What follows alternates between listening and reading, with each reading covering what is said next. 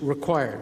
By the way, the congressman was just completely wrong when he said, I'm the only scholar who supports this position. In the 19th century, which is much closer in time to when the framers wrote, Dean Dwight of the Columbia Law School wrote that the weight of authority, by which he meant the weight of scholarly authority and the weight of judicial authority, this is 1867, the weight of authority is in favor of requiring a crime. Justice Curtis came to the same conclusion. Others have come to a similar conclusion.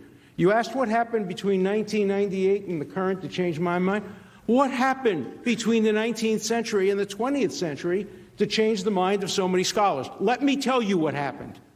What happened is that the current president was impeached. If, in fact, President Obama or President Hillary Clinton had been impeached, the weight of current scholarship would be clearly in favor of my position, because these scholars do not pass the shoe on the other foot test.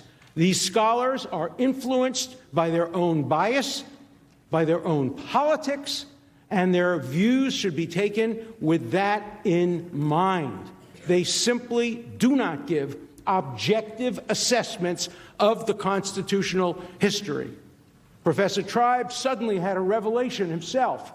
At the time when Clinton was impeached, he said, oh, the law is clear. You cannot charge a president with a crime while he's the sitting president.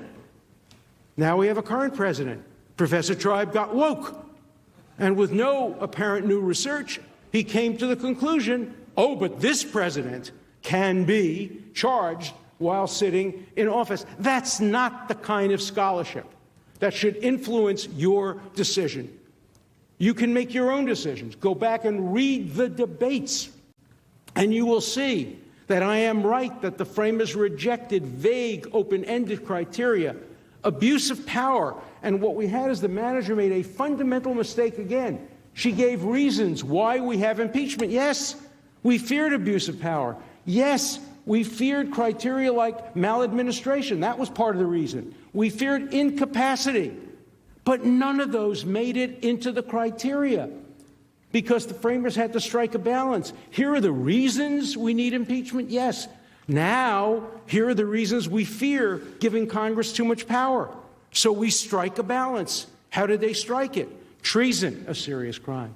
Bribery, a serious crime. Or other high crimes and misdemeanors akin to treason and bribery. That's what the framers intended. They didn't intend to give Congress a license to decide who to impeach and who not to impeach on partisan grounds. I read you the list of 40 American presidents who have been accused of abuse of power.